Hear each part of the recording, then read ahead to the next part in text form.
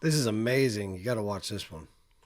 2 Kings chapter 4, verses 1 through 7. You might know this story, but many people skip over it.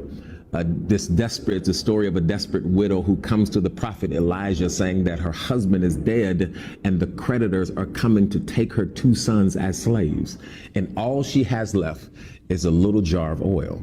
And Elisha tells her to go borrow empty jars from all of her neighbors, as many as she can find. Then he tells her to go inside, shut the door, and pour her oil into all of these jars. And check this out. Miraculously, the oil doesn't run out until every jar is filled. She keeps pouring and the oil keeps coming. Stay with me. I'm going somewhere with this. When she tells Elisha what happened, he said to her, now go sell the oil and pay your debts. You and your sons can live on what is left.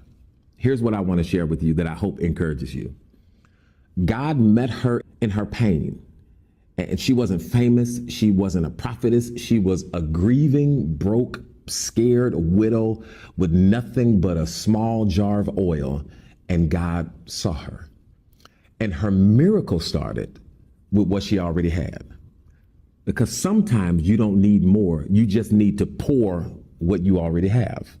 Your worship, your tears, your faith, your prayer. I love this, that the prophet told her to close the door and go inside. Close the door. Here's why I believe that he instructed her to do this, because God didn't need an audience to do the miracle.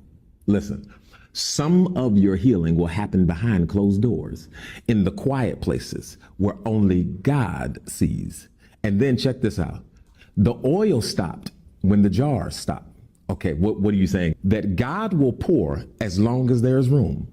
As long as you stay open, as long as you keep showing up and keep trusting him and keep believing him, the oil will keep flowing. Listen, you might feel like that widow, like the life you planned is gone and the only thing you have left is a little bit of oil. But here's the good news.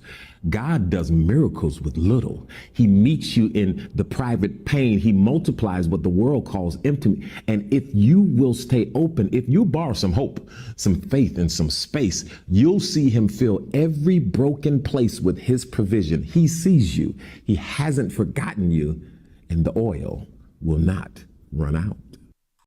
Man, somebody needed to hear that today. That's for sure.